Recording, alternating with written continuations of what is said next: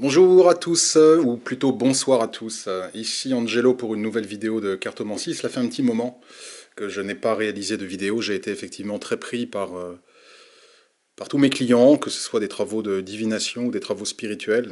Et c'est ce qui m'a malheureusement écarté quelque peu de YouTube pour faire une nouvelle vidéo. Donc en tout cas, la chose est désormais résolue et je viens donc avec grand plaisir à vous avec cette nouvelle vidéo qui aujourd'hui va traiter d'un sujet qui est devenu de plus en plus présent ces derniers temps dans les contacts que je peux avoir avec mes clients et qui concerne la magie noire et la sorcellerie.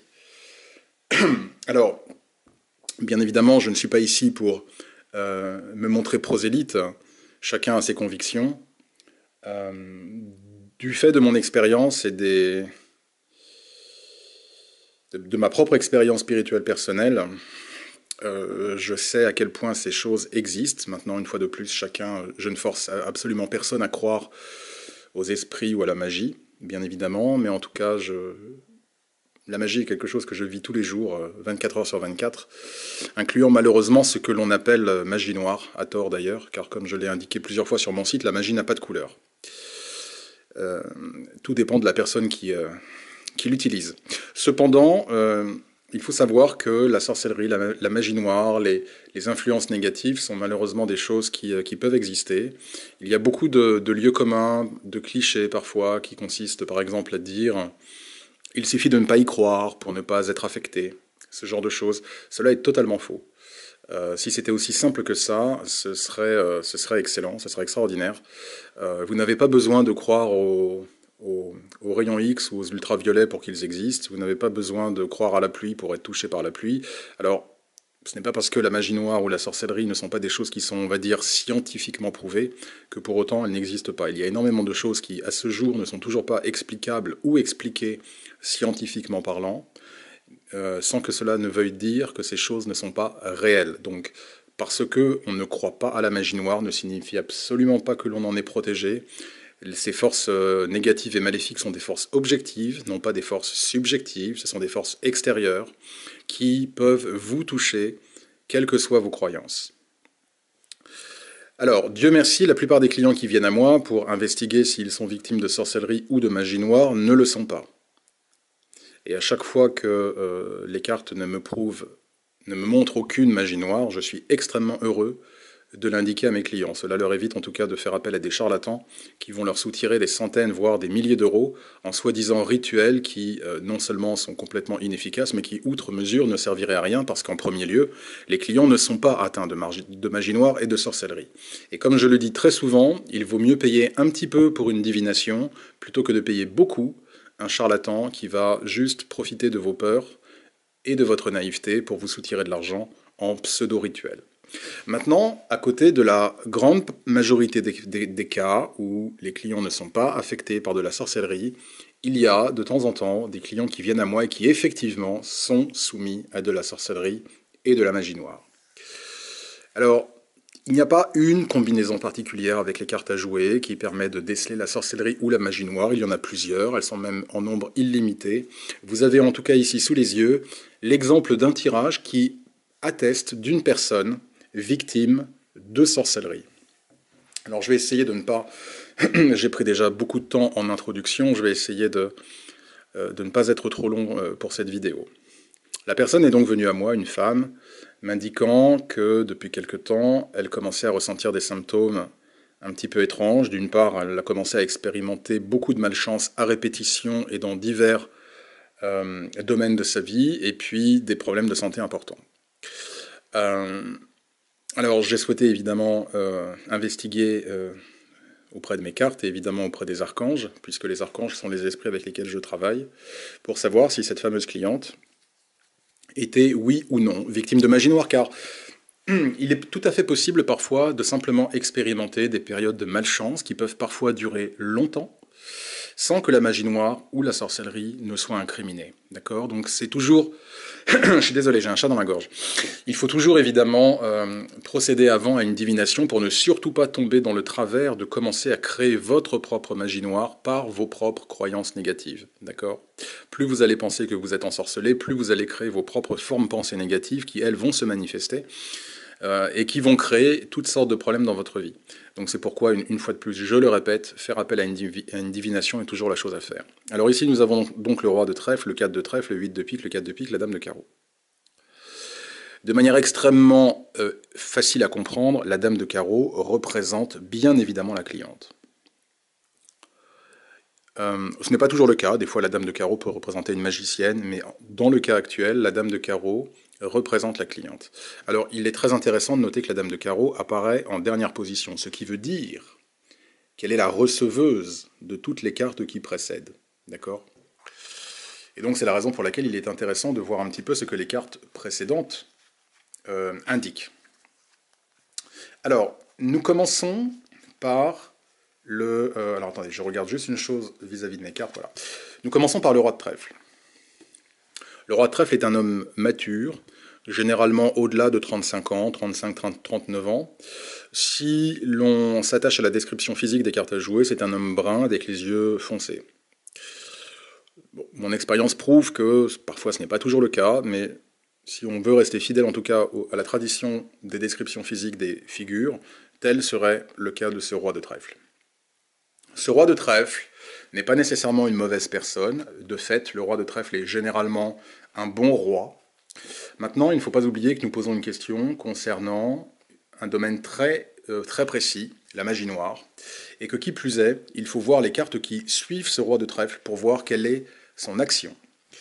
Le roi de trèfle que nous avons ici est donc un homme mature, comme je l'ai expliqué, qui donc effectue un certain travail, d'où la suite à trèfle.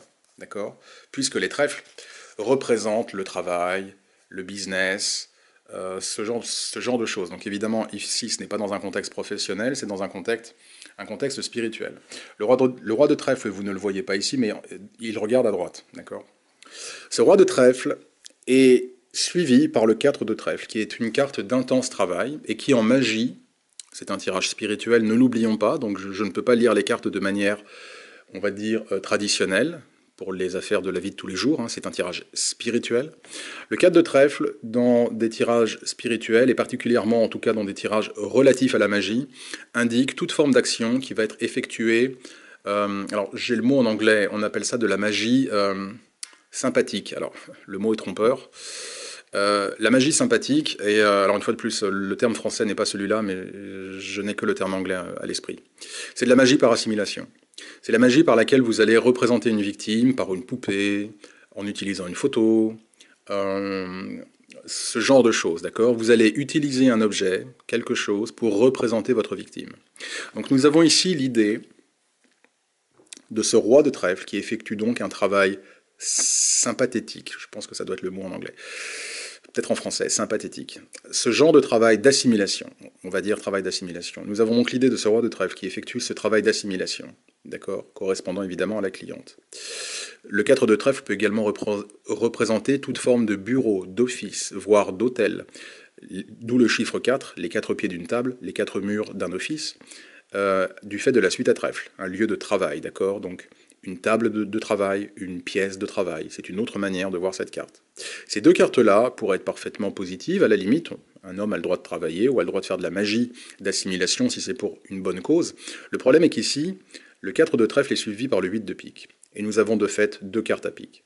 Le 8 de pique est une carte extrêmement mauvaise puisqu'elle signifie généralement le mauvais œil. Si vous regardez le 8, vous pouvez voir que si vous mettez la forme du chiffre 8 de manière horizontale et non pas verticale, d'ailleurs je vais le faire avec un autre 8. Je ne vais pas toucher aux cartes qui sont ici. Voilà. Je vais prendre le 8 de cœur. Voilà, donc si vous regardez le 8 de manière horizontale, vous voyez que ça représente deux yeux, une paire d'yeux, d'accord ? Donc c'est la raison pour laquelle le 8 représente les yeux, et du fait de la suite à pique, représente le mauvais, suite à pique, qui représente les problèmes, le mauvais œil. Donc c'est tout travail ici. Nous avons donc l'idée d'un homme qui effectue une magie d'assimilation, qui effectue un travail important, afin de porter le mauvais œil à la cliente. Le 8 de pique est également une carte de maladie, est également une carte qui va manifester dans la vie des victimes une absence d'harmonie, une absence de pouvoir, une absence de puissance, une absence d'équilibre, qui peut se manifester par toutes sortes de misfortunes, de malchance, d'handicap, de blocage, de problèmes. D'accord? Cette carte est d'autant plus confirmée par le 4 de pique. J'oubliais d'indiquer qu'en termes d'interaction de suite, nous avons trèfle plus trèfle, l'idée d'un actif travail effectué par cet homme en vue de faire un travail trèfle maléfique, pique, pour porter atteinte, pour blesser.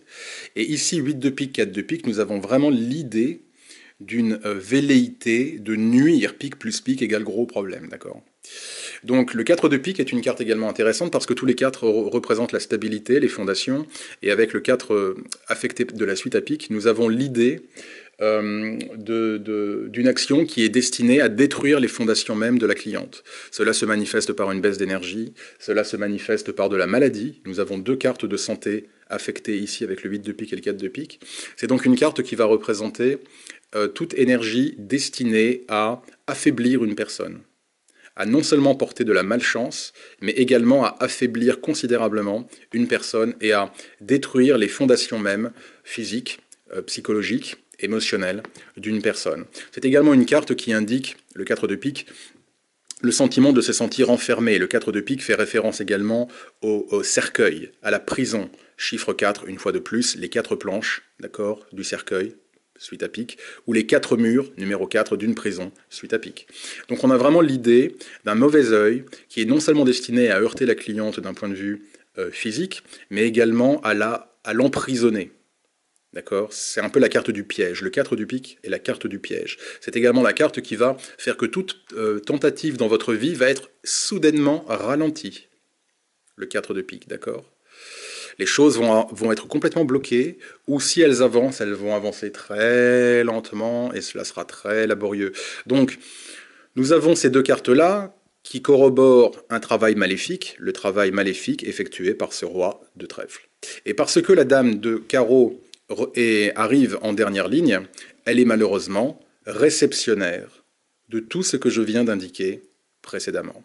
Et de fait, lorsque j'ai envoyé le tirage à la cliente, le fait de lui parler du roi de trèfle et de lui expliquer un petit peu quel genre d'homme il pouvait être, lui a fait comprendre, en tout cas lui a fait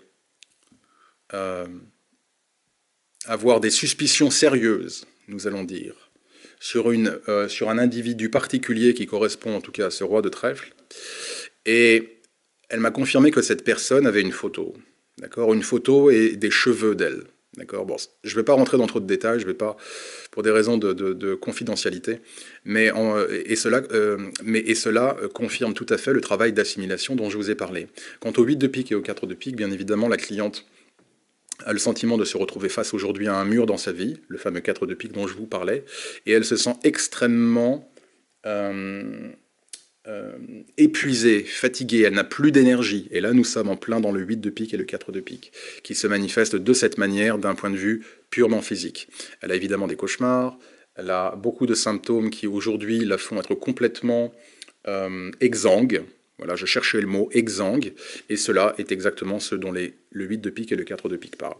Donc en tout cas, voilà, c'est la fin de cette vidéo, elle a duré un petit peu longtemps, je suis vraiment désolé. J'ai essayé pourtant d'être bref, mais j'avais pas mal de choses à dire. Je pourrais continuer à développer sur évidemment ces cartes-là, mais je n'ai pas envie de faire durer la vidéo trop longtemps. Une fois de plus, le seul conseil que je puisse vous donner, c'est si vous avez le sentiment d'être potentiellement victime de sorcellerie ou de magie noire, n'attendez pas. Parce que si effectivement c'est le cas, les choses ne vont aller qu'en s'aggravant. Et si ce n'est pas le cas, vous devez le savoir tout de suite. Petit 1, pour éviter de dépenser de l'argent envers des gens qui vont vous faire croire que vous devez faire des rituels. Et petit 2, pour vous retirer le plus vite possible cette idée que vous puissiez être sous le coup de la magie noire. Donc dans tous les cas de figure, une divination est toujours recommandée. Je vous remercie en tout cas infiniment pour avoir pris le temps de regarder cette vidéo. La sorcellerie, la magie noire est un sujet qui évidemment est fascinant et je me fais toujours un plaisir en tout cas d'aider ceux qui viennent à moi pour répondre à cette question. Je vous souhaite en tout cas à tous une excellente soirée et je vous dis à très bientôt. Au revoir.